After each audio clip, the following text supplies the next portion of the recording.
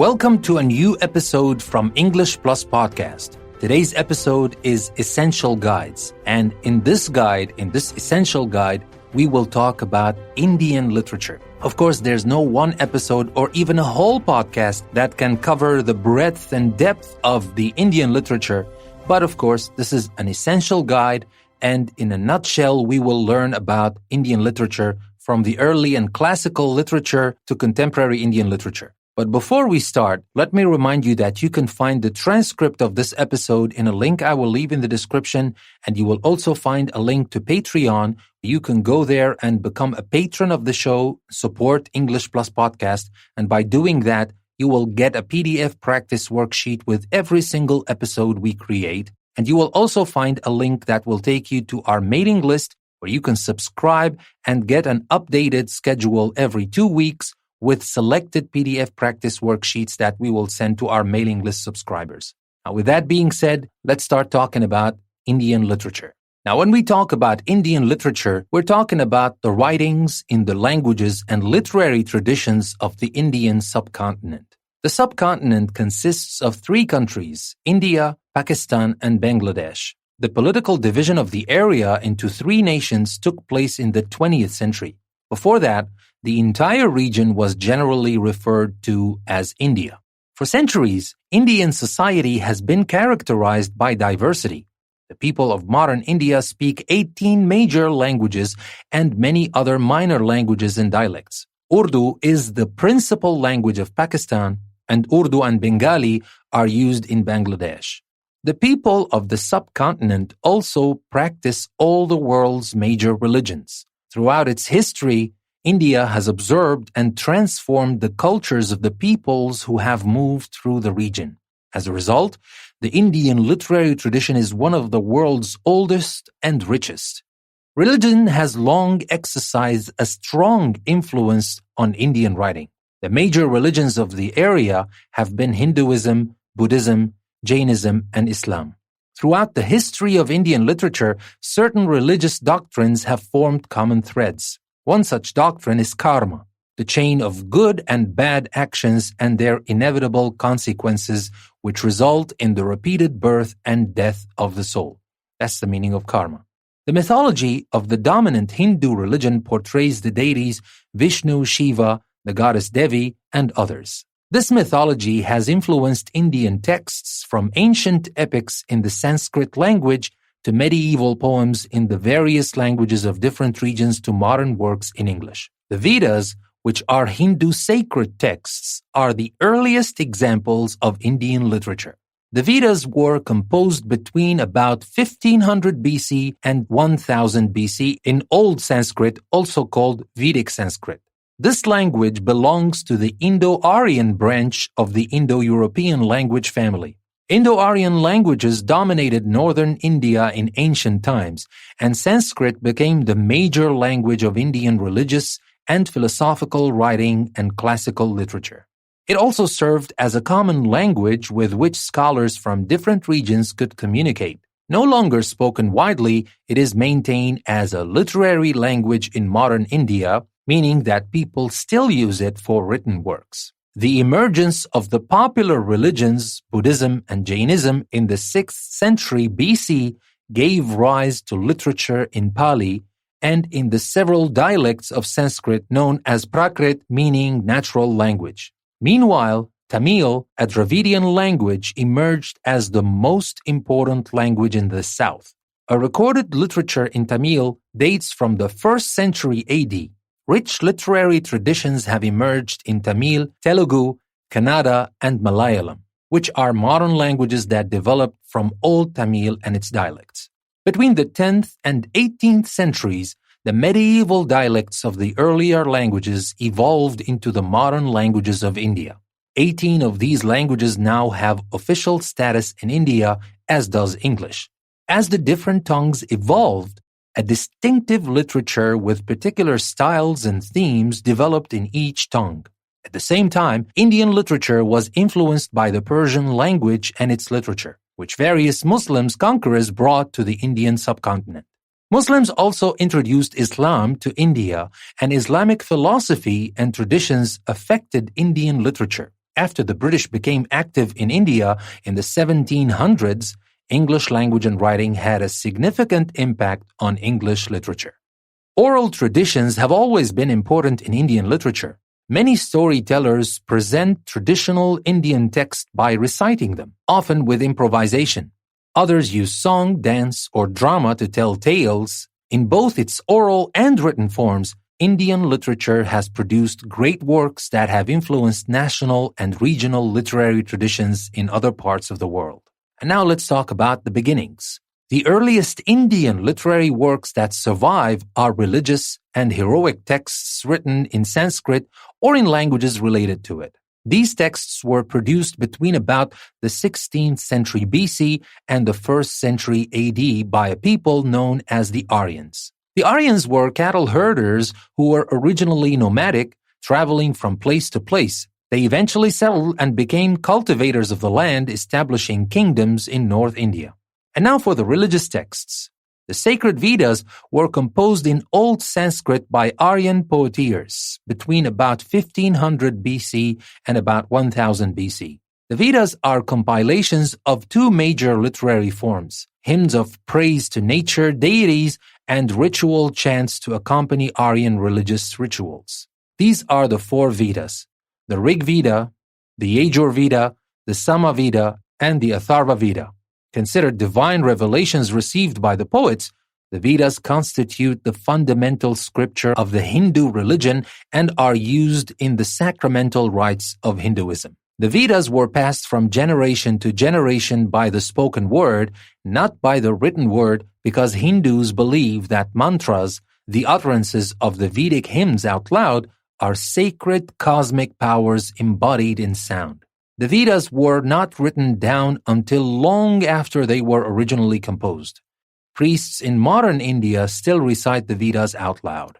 After the Vedas were compiled, the Hindu priests composed the Brahmanas, which detail information about rituals. Appended to the Brahmanas are theological texts known as Aranyakas, and attached to these are the Upanishads. The Upanishads were composed between the 8th century BC and the 5th century BC by a group of sages who questioned the usefulness of ritual religions. The Brihadaranyaka Upanishad, Upanishad of the Great Forest, sometime in the 8th century BC, an important early Upanishad, consists of dialogues between teachers and their students about the individual soul's unity with a divine essence that pervades the universe. The Upanishads are India's oldest philosophical treatises and form the foundational texts of major schools of Hindu philosophy. The major religious texts of Buddhism were compiled in three collections known as Tripitaka, meaning three baskets. The Tripitaka, written in the Pali language, includes the teachings of the Buddha, the founder of Buddhism. The most important of these texts include the Jatakas, stories of the births of the Buddha, which tell 547 stories of Buddha's former births. In the tales, Buddha recounts how he was born in the form of animals, human beings, and nature deities as he worked toward enlightenment and ultimately toward release from the cycle of rebirths. This release is the aspiration of all Buddhists. The Jatakas and the major narratives and the philosophical texts of early Buddhism eventually spread along with Buddhism to Sri Lanka, China, Japan, and the countries of Southeast Asia, including Thailand and Vietnam. India's third ancient religion was Jainism, which was founded by Mahavira. The early literature of Jainism flourished mainly in Prakrit dialects. Buddhist and Jain authors wrote many works in Sanskrit as well. And now to the heroic texts. The most celebrated ancient heroic texts of India are the Mahabharata, the great epic of the Bharata dynasty, and the Ramayana, the Way of Rama. These epics were composed in Sanskrit verse over several centuries and transmitted orally by bards. They describe how the Aryans established control over India and depict Aryan Hindu life in northern India. The written version of the Mahabharata is attributed to the legendary poet-editor Vyasa, but it took shape over several centuries from 400 BC to 400 AD. The epic tells the tale of a dispute between two branches of the Bharata clan over the right to rule the kingdom. The dispute leads to a great war that involves all the Aryan clans and nearly results in their total destruction. The poet Valmiki, who lived around the 3rd century BC, put the Ramayana into form. This epic tells the story of the hero Rama, prince of Ayodhya and incarnation of the god Vishnu. Rama willingly accepts exile in the forest to redeem a promise made by his father.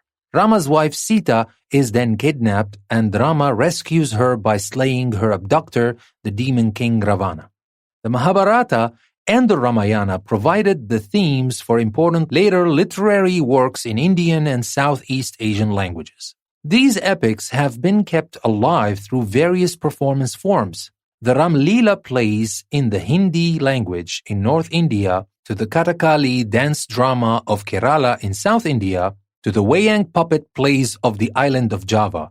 Recently, Hindi versions of both epics were made for Indian television, and the epics continue to be the most popular traditional literary texts in India.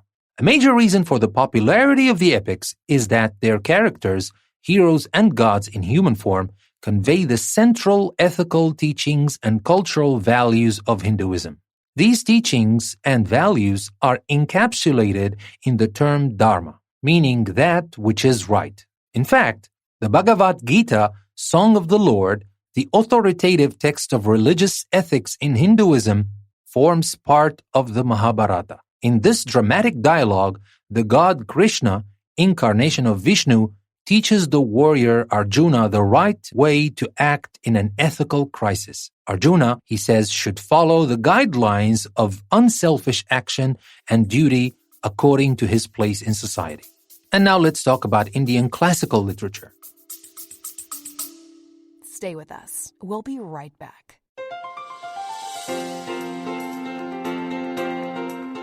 Looking to enhance your English skills while exploring a world of knowledge?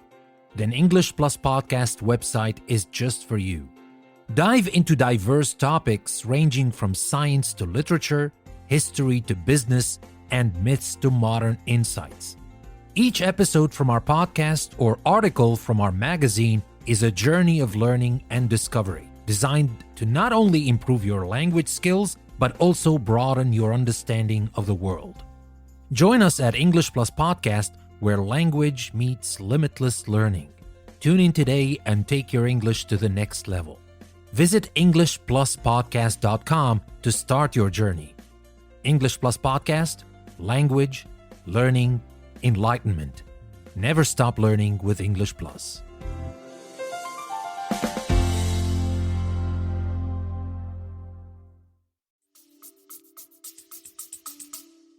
The dominant classical literary tradition in India developed in the Sanskrit language in the first few centuries AD. This literature had its great flowering in the area of the Gupta dynasty of North India from 320 to 550. This was a time of great achievement in philosophy, the sciences, and the arts. Primarily reflecting the values of Hinduism, classical Sanskrit literature was nurtured at courts of kings and aristocrats and in scholarly gatherings. It expressed the interests of warrior, Kshatriya, and scholars and priests, Brahmin, the elite of the four social classes, Varna, of Hindu society. The other two social classes are merchants, Vaisya, and laborers, Sudra. In Hinduism, a person's social class is determined by birth. Each social class is further subdivided into communities called caste. Each caste is ranked as more pure or less pure than other castes. The caste system has been a traditional part of Indian society for centuries, although in modern times it has lost some force. Kavya was the major form of classical literature in Sanskrit. The term kavya denoted works that were composed primarily for pleasure and that employed complex literary conventions and elaborate metrical schemes. Kavya works aimed to depict the spheres of politics, commerce, and erotic pleasure. At the same time, these works subordinated these realms of human experience to the ethical ideals of Dharma and the Hindu religious goal of moksha, liberation from karma and rebirth. Also important in Kavya literature is the idea of rasa, or mood, and that is the experience of the essential mood or flavor of a work of art. The major Kavya genres, epic, lyric, drama, and various types of fiction, were similar to the chief genres of pre-modern European literature. Kalidasa, who lived in the late 4th century and early 5th century, is considered India's preeminent classical poet.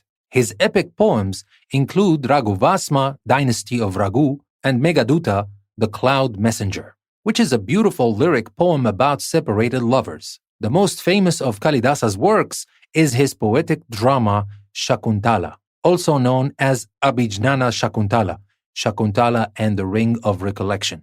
This drama tells the story of a love affair between a king and a woodland maiden named Shakuntala.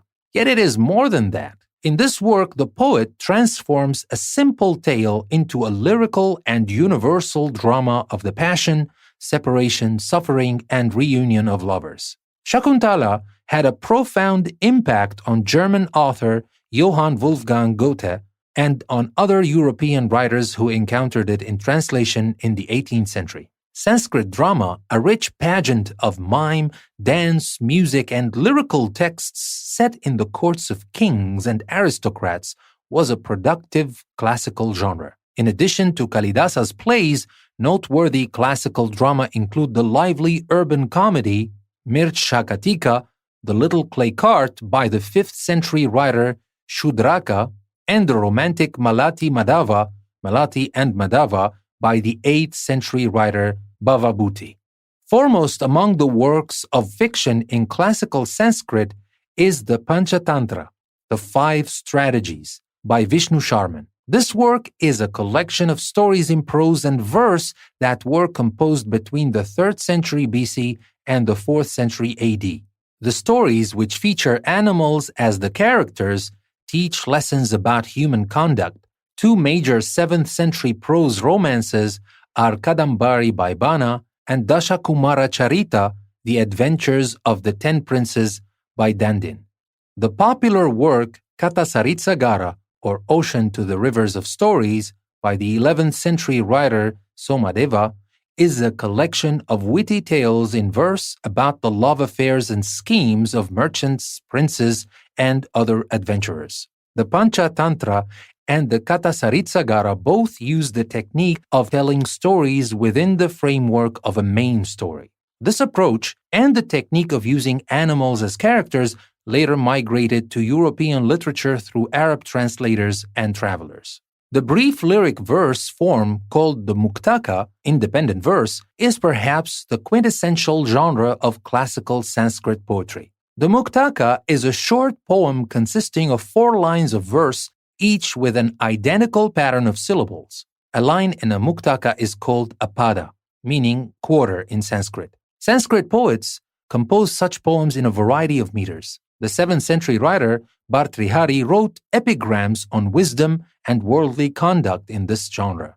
The 7th century writer Amaru used the Muktaka form for his erotic vignettes in the Amaru Sataka, the Century of Love. The verses of these works are still memorized by people interested in Sanskrit literature. Along with the courtly literature, Sanskrit also nurtured the Puranas, a genre of mythological narratives that were written well into the medieval era. According to tradition, each Purana is supposed to deal with 5 topics: the creation of the universe, the destruction and recreation of the universe, the genealogy of gods and holy sages, the reigns of the Manus, legendary Hindu figures, and the histories of the kings who trace their ancestry to the sun and moon.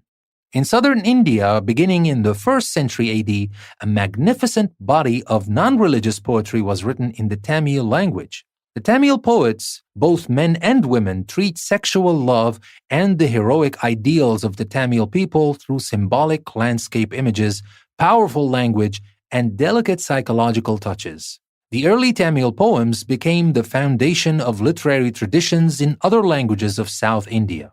They later influenced medieval poetry of religious devotion in all the Indian languages.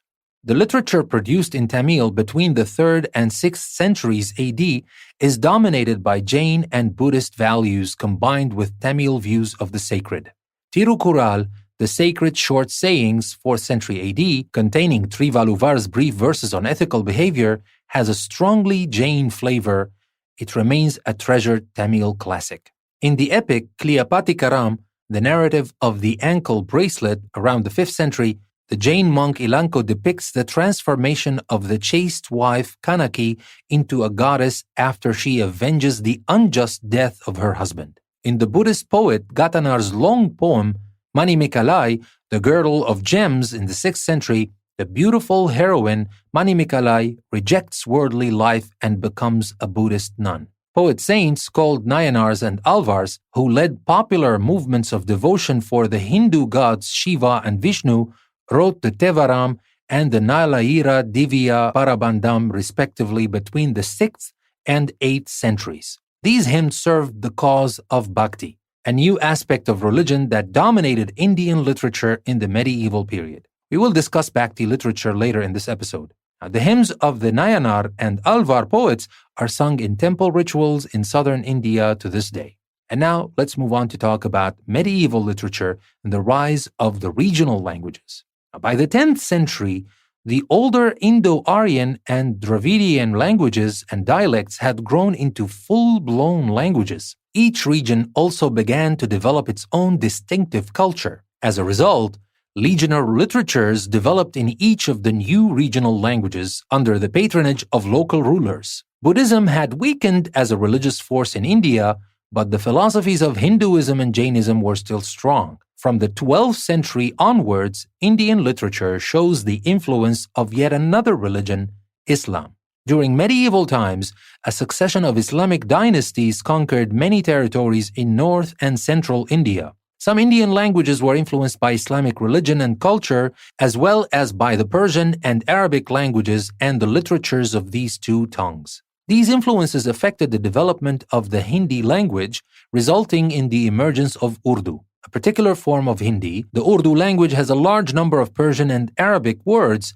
and is written in the Arabic script. Although the literatures of the regional languages were as diverse as the languages and subcultures they represented, they also shared a number of characteristics. For example, the older Sanskrit myths, epics, and kavya poems served as sources for some of the best works in the new languages. But also, for the first time in Indian literature, unique versions of local myths, legends, romances, and epics emerged. And now let's talk about bhakti, which is the devotional literature. The most important genre of the medieval era was the lyric poetry of authors who belonged to Hindu movements dedicated to bhakti. Bhakti was an aspect of religion that involved passionate, emotional devotion to a particular god. Bhakti authors, who are revered as saints, addressed the devotional poems that they wrote to the major Hindu gods and goddesses, especially Shiva, Vishnu, Krishna, Rama, and the goddess Devi. These poems are among the earliest and most popular literary works in each of the regional languages. Bhakti lyric poems share a number of characteristics. Unlike earlier Indian literature in Sanskrit, they are works of a personal and emotional character. Sung by devotees, the poems often speak from the perspectives of marginalized and excluded groups in Indian society, voicing social criticism. Some of the major Bhakti poets were women, and men of the lower castes were also represented. Notable early Bhakti writers include the poets Basava and Mahadevi of the Virashaiva sect. In their Kannada language poems of devotion to the god Shiva called Vakanas, or utterances, these authors criticize social injustice and conventional morality. Other Bhakti writers were Tukaram and Bahinabai, who composed poems in the Marathi language, Kabir, Tulsidas, and Surdas, who wrote in dialects of Hindi, and the Vaishnava poets Vidyapati and Chandidas, who wrote devotional poems in Bengali celebrating the love of Krishna and his beloved Radha. One of India's best-known female poets is the Bhakti poet Mirabai, a 16th century writer who composed poignant songs in Rajasthani Hindi about her love for the god Krishna. Now, let's talk about other literary forms. The great literary works of medieval India include biographies on the Bhakti saints. The Tamil work Periya Puranam, great narrative by the 12th century writer Sekilar, tells about the lives of the Tamil Nayanar saints.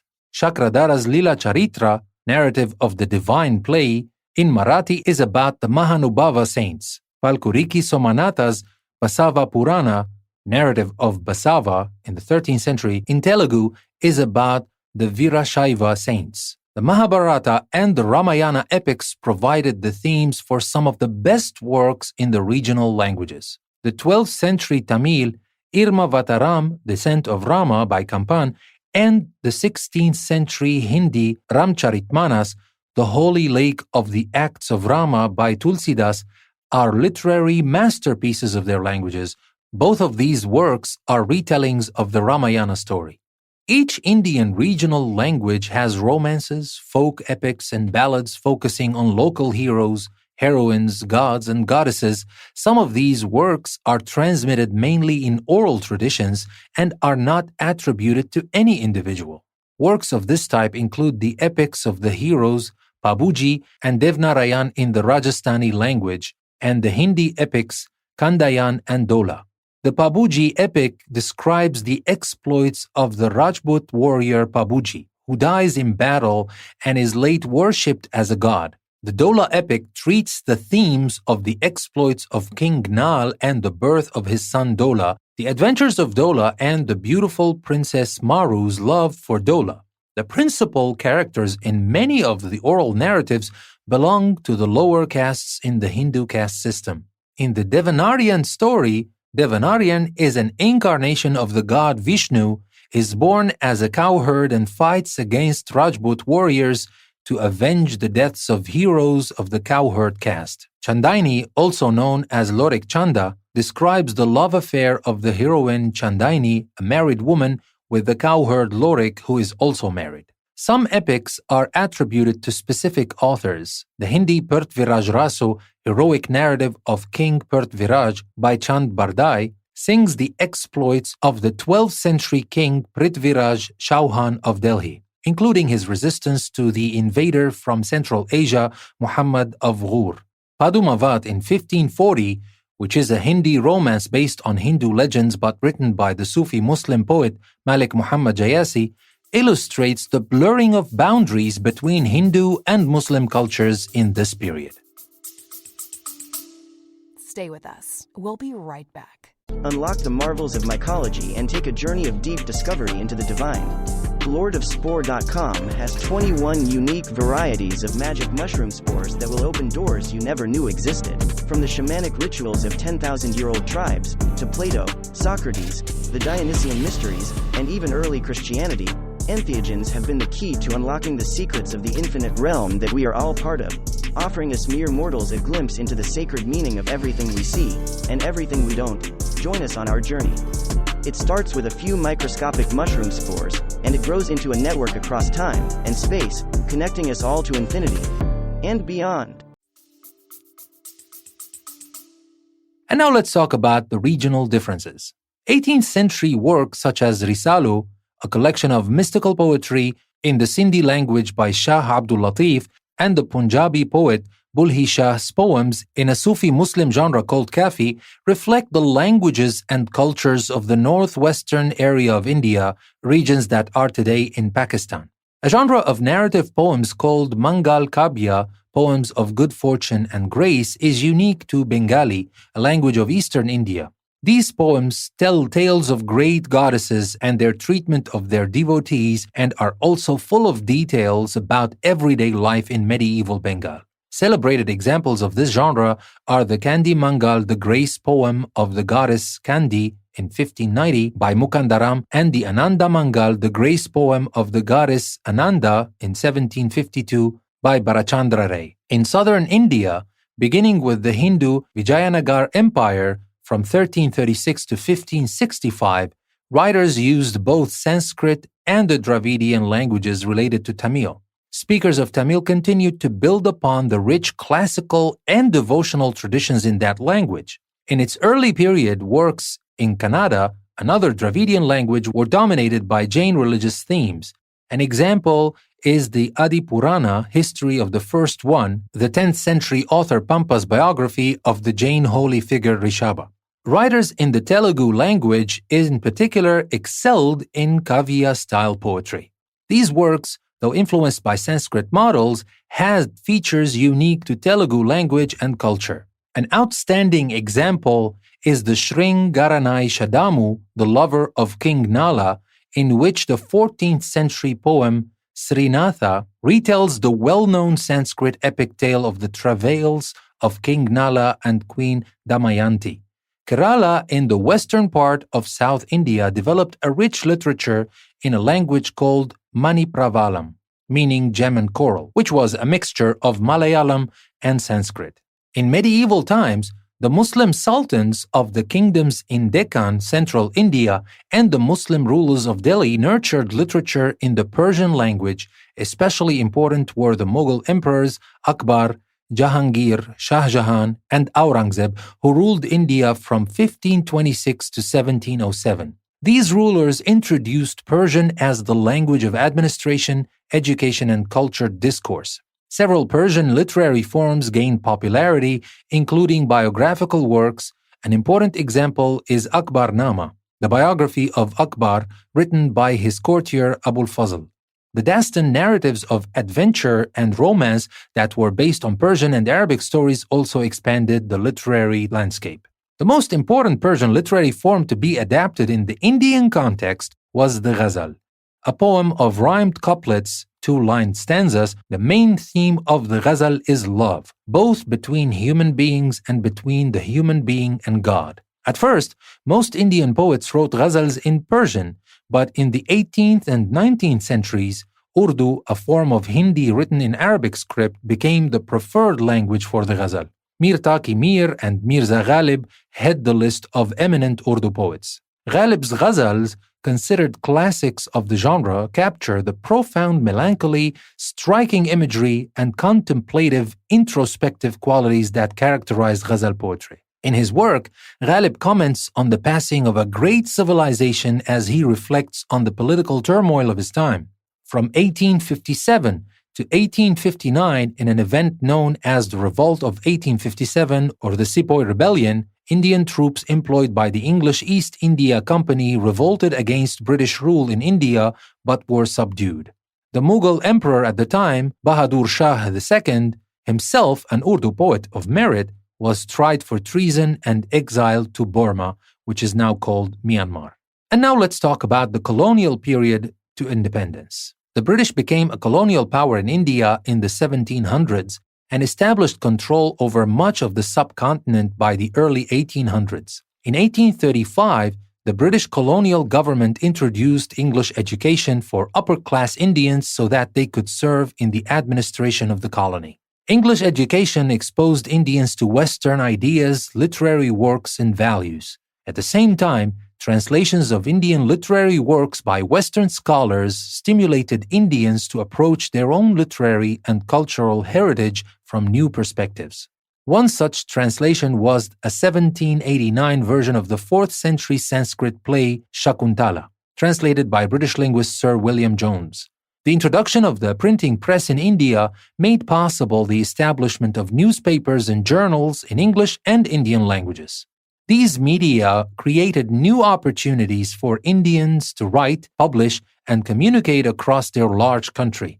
A major development in this period was the Bengal Renaissance, a cultural movement among Bengalis in Calcutta, which is now called Kolkata, which was both the British capital and a center of Bengali culture. The writers of the Bengal Renaissance led the way in synthesizing Indian and Western ideas in literature and culture. And now let's talk about poetry at this time. Of the early examples of modern writing in India, some of the best were in poetry.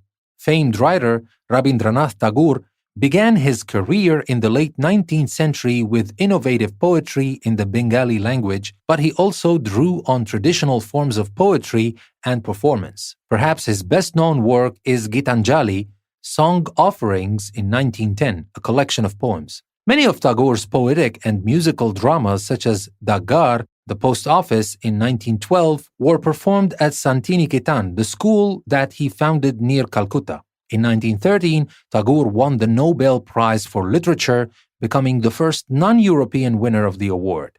Two female poets of the time, Toru Dutt and Sarojini Naidu, both Bengali by birth, distinguished themselves with works in English. Dutt died when she was only 21 years old, but Naidu had a long and illustrious career in literature and politics. The Golden Threshold, 1905, is a major collection of her poems, which often focus on themes relating to Indian cultural traditions and Indian women's lives. Naidu also wrote speeches and essays, and she became a leader of the nationalist movement, which sought independence from Britain. Subramania Bharati wrote some of the earliest prose and poetry in the modern form of the Tamil language. His poems reflect his passionate dedication to the cause of freedom from British rules and his desire for progress for India as a modern nation. Other authors, such as the noted Hindi poets Sachidanand Vatsyayan, Suryakant Tripathi, and Mahadevi Varma, a female author and winner of the Literature Prize of the Indian Academy of Letters, also wrote works of a more introspective and personal character. And now let's talk about prose in this era. The novel and short story, both new forms in Indian writing, dominated modern Indian literature in the 19th century. Writers used these genres to create realistic portrayals of individuals and to address contemporary social issues. This marked a change from earlier Indian literature, much of which was preoccupied with ideals and broad social types. The new authors came from the English-educated class of Indians and were influenced by the progressive ideals of the Bengal Renaissance. They also participated in the rising movement for political rights and representative government for Indians. The Indian National Congress was founded in 1885. Nationalism and the criticism of oppressive social practices were favorite topics among the writers of the period. The poet Rabindranath Tagore was also a major prose writer and a pioneer in the short story form in Bengali. His short stories, such as the ones in The Hungry Stones and Other Stories in 1916, depict the lives of ordinary villagers in East Bengal. Tagore's contemporary, Bankim Chandra Chatterjee, who was one of the leaders of the Bengal Renaissance, had turned to writing in the Bengali language after writing a novel in English, Raj Mohan's Wife, in 1864. Chatterjee's Bengali novels deal with contemporary social issues such as the pitiful conditions of widows, Bisha Briksha, The Poison Tree in 1873, and with historical and nationalist themes as in Anandamath, The Abbey of Bliss in 1882. Tagore provoked controversy with his criticism of nationalism in his most famous novel, Gariberi in 1915, The Home of the World in 1919. Writers from other regions began working in regional languages in the late 1800s. Govardhan Ram Tripathi's novel in the Gujarati language, Saraswati Chandra in 1887, and Shandu Menon's Malayalam work, Indulekha, in 1889 are only two of the many examples. Many of the works of Tagore, Chatterjee, and other novelists of the late 19th and early 20th centuries focus on the ways in which Indian women of the middle and upper classes were oppressed by their lack of economic opportunity, education, and freedom of movement. The heroines of Tagore's novels, Nashtanir in 1901, The Broken Nest 1971, and Gariberi, as well as the female characters in his short stories, represent the oppression not only of women, but of all people. A concern with domestic life dominated the fiction of the popular writers of the following era, such as the Bengali novelist Sarachandra Chatterjee and Ashapurna Devi. Towards the end of the 19th century, women from the Indian middle class began writing.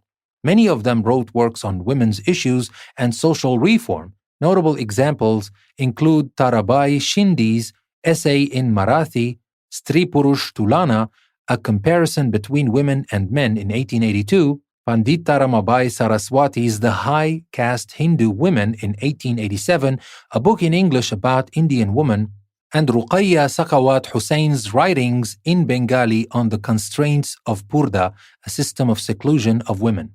In the years between World War I and World War II, three movements influenced and stimulated Indian writing: The first was the nonviolent movement toward freedom for India, led by Mohandas Gandhi. The others were the international movements of Marxism and Socialism, which advocated better living and working conditions for laborers. Rajarao wrote Kantapura in 1938, an English novel about the involvement of Indian villagers in the Gandhian freedom movement. Mulk Raj Anand's English novels Untouchable in 1935 and Coolie in 1936 deal with the injustices of the caste system and oppressive labor practices. Two great novels of social realism and critique of injustice were published in 1936. Hindi writer Premchand's Godan, translated in 1957, an epic novel of peasant life in North India, and Bengali novelist Manik Bandyopadhyay's Putul Nachar Etikata or Puppet's Tale, translated in 1968, about rural Bengal. During this time, Sir Muhammad Iqbal gained fame both as a writer and as an advocate for separate Hindu and Muslim nations. R.K. Narayan, who began his distinguished writing career with the English novel Swami and Friends in 1935, stands apart from most of the writers who flourished in the mid-1930s because his novels focus on character and human interaction rather than on larger social issues. And now let's talk about the time from the independence onwards. India gained independence from Britain in 1947, a year that marks a watershed in the course of modern Indian literature. Independence forced writers to grapple with the ideals and realities of being part of a new nation. On one hand, there was euphoria at the new freedom. On the other hand, as part of independence, the Indian subcontinent was divided into two separate nations, India and Pakistan. India dominated by Hindus and Pakistan by Muslims. In 1971, part of Pakistan became the independent nation Bangladesh. During the decades leading up to independence, Hindus and Muslims had become increasingly divided within India. The partition of the newly independent country into two nations was accompanied and followed by severe violence. Especially hard hit were the new border areas, the divided territories of Punjab in the northwest and Bengal in the northeast, and the disputed area of Kashmir at the India-Pakistan border. Partition caused millions of people to be uprooted from their home territories or to suffer division within their families. Much Indian and Pakistani fiction after 1947 explores in one way or another the effects of partition on Indian literature. Another ongoing concern is the rapid rate of change that India, Pakistan, and Bangladesh are experiencing in an era of increased globalization and of the migration of people from the Indian subcontinent to other parts of the world, especially Western countries. A significant development in Indian literature in the mid and late 20th century was the rise of female writers and feminist writing. While many Indian writers continue to write in Indian languages, English is also an important tongue for Indians and those of Indian origin. Within India, readers have increasing access to literature in the languages of region other than their own. Their access is largely due to the efforts of the Indian National Academy of Letters to promote the translation of contemporary works from their original language into other Indian languages and into English. And now let's talk specifically about the partition and change. Now, partition has been a literary subject in many of the Indian languages as well as in English. Khushwant Singh's English novel, Train to Pakistan in 1956, is one of the earliest novels to evoke the horrors of the violence that accompanied partition. Sadat Hasan Manto is another author who lived first in India and then in Pakistan. In his eloquent Urdu short stories, Manto bears witness to the personal trauma as well as the societal and national tragedies brought about by partition. In his most famous story, Toba Tek Singh, translated in Kingdom's End and Other Stories in 1987, Manto depicts the dislocation of populations at partition as an absurd event seen from the perspective of the inmates of a lunatic asylum. Pakistani writer Bapsi Sidhwa's gripping English novel Ice Candy Man in 1988, later published as Cracking India 1991, portrays the events of 1947 through the eyes of a little girl. Indian writer Bhisham Sani's Hindi novel Tamas in 1974, Kites Will Fly in 1981, is another chronicle of partition. After 1947, the realist and progressive trends of Indian fiction represented by earlier writers such as Permchand and Mulk Raj Anand, continued in the fiction of writers from every region of India. Notable works include U.R. Ananta Murthy's novel in Kannada, Samskara, A Rite for a Dead Man, in 1965, a work about the decaying Brahmin community in a village in the state of Karnataka, Hindi writer Shirlal Shukla's Raga Darabari, The Melody Darabari in 1968, a novel about rural life in North India, Shemin, Shrimp in 1962, Takazi Sivansaka Pillai's celebrated Malayalam novel of the fishing community in the state of Kerala, and Vyankantesh Modgulkar's Bagarwadi in 1955, The Village Had No Walls, 1958, a Marathi novel about shepherds in the state of Maharashtra. An important development in regard to literature with a social conscience is the movement of Dalit, oppressed writing. In Dalit writing, men and women of marginalized and low-caste communities write poetry and fiction about their own lives and communities. Poisoned Bread in 1992, edited by Arjun Dangal, is an important anthology of Dalit writing. The volume includes works by Namdeo Dasal and other major Dalit writers. In the 1960s and 1970s, experimental and avant-garde trends in Indian writing were seen in both poetry and drama. Well-known plays include Girish Karnad's Tughlaq, 1964, a modern political satire based on the life of a sultan of medieval Delhi, Marathi playwright Vijay Tendulkar's Shantata Court Kalu Ahe, Silence the Court is in Session in 1978, and Badal Sinkar's Bengali drama Ivan Indarjit in 1962 and Indarjit 1979. After independence, female writers have become more prominent in India. In exquisitely crafted, passionate short stories in Urdu, Ismat Chughtai depicts the injustices of women's lives in Indian society, especially in Muslim circles in India.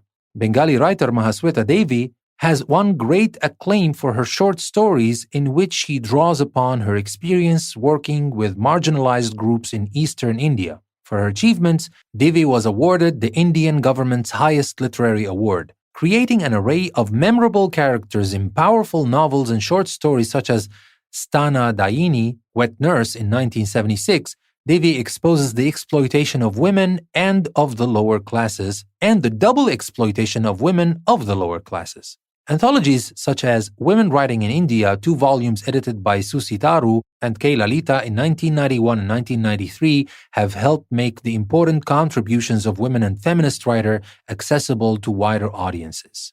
And now we come to Indian literature written in English. Now, Indians have written novels in English from the 19th century onwards, but only in the 1930s with the novels of Raja Rao, Mulk Raj Anand, and R.K. Narayan did international writing circles begin to take notice of Indian writing in English.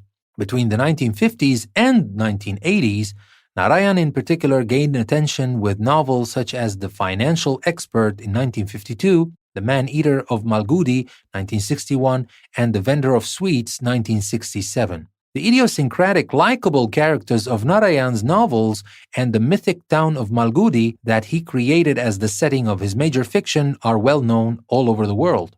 Prominent in the list of authors with major works of English fiction written in the 1960s and 1970s are Kamala Markandaya and Ruth Proer Javala, who was born in Germany but spent much of her adult life in India. Anita Desai became a powerful voice in the 1970s and 1980s. Her finely crafted novels explore the sensibilities of Indian men and women of the English-educated middle classes in the post-colonial era. In Clear Light of Day in 1980, Desai portrays the relationship among siblings in a Delhi family against the background of partition. Desai's In Custody in 1984 is the story of a college lecturer seeking to meet a great poet who has been his hero since childhood. In the post-independence era, India has also produced a major body of poetry in English. Noteworthy among the modern Indian English poets are Nissim Ezekiel, Arun Kolatkar, Jayanta Mahapatra, and the female poet Kamala Das, who writes in Malayalam as well as English. In 1980, Salman Rushdie published the novel Midnight's Children. With this book, Rushdie became one of the first writers in English to employ magic realism. This technique made famous by Colombian writer Gabriel García Márquez in Cien Años de Soledad in 1967, 100 Years of Solitude, 1970, blends fantasy and realism.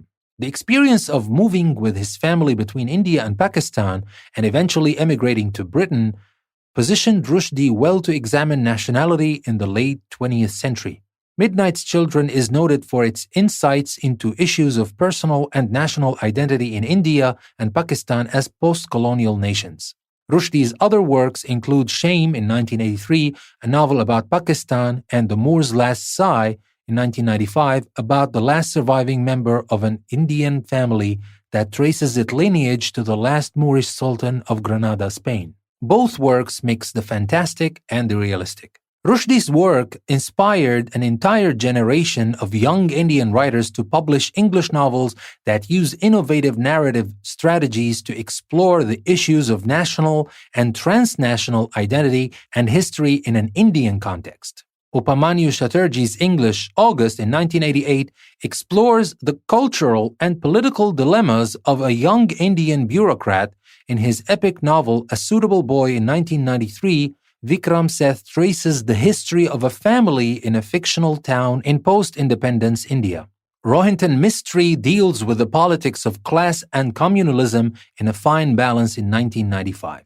One of the most ambitious and innovative members of this group of authors is Amitav Ghosh. His novel, The Shadow Lines in 1988, simultaneously traces the histories of two families, one Indian and one British, and exposes the senseless nature of the violence that accompanied the division of the Indian state of Bengal, leading to the formation of East Pakistan in 1947 and then of Bangladesh in 1971. The Shadow Lines questions the validity of all sorts of boundaries, national and international. Arundhati Roy emerged as a literary figure in the late 1990s. In 1997, she won the Booker Prize, Britain's highest literary award, for her novel The God of Small Things in 1997, becoming the first Indian writer since Rushdie, with Midnight's Children, to win the award. In the novel, which is her first, Roy's masterful, original use of language, metaphor, and narrative evokes the experience of childhood in the Syrian Christian community in the South Indian state of Kerala. Rushdie, Seth, Ghosh, and Roy are only a few of the many prominent Indian writers who have written powerful novels about living in a post-colonial world and who have gained attention on the world stage. The writings of these authors, with their innovative approaches, compelling drama, and masterful style, make Indian literature one of the most robust national literatures in the modern world. Now, with that being said, thank you very much for listening to this long episode. And just one last thing I need to say is I'm really sorry if I mispronounced some of the names, because I know most of the names, obviously, but some of the names are kind of confusing for me. So I tried to get the right pronunciation of these names. But if I didn't get the right pronunciation, please forgive me, especially for those people who know exactly what I'm talking about, who are Indian or who are from this big region, India, Pakistan, or Bangladesh. Well, obviously, this episode is dedicated to you and dedicated to the great literature that India, of course, when we talk about India, we're talking about India, Pakistan, and Bangladesh, have given to the world. And now, with that being said, let me remind you that you can find the transcript of this episode in a link I will leave in the description. You can also find a link that will take you to Patreon, where you can become a patron of the show. You can support English Plus Podcast, and by supporting us, we will be forever grateful for you, of course, and we will also reward you with PDF practice worksheets created specifically for every single episode we create. And there's also another link that will take you to our mailing list. You can subscribe to our mailing list and get an update every 2 weeks to our schedule, and you will get selected premium PDF practice worksheets that we send to our mailing list subscribers. With that being said, thank you very much again for listening to this long episode. This is your host, Danny. I will see you next time.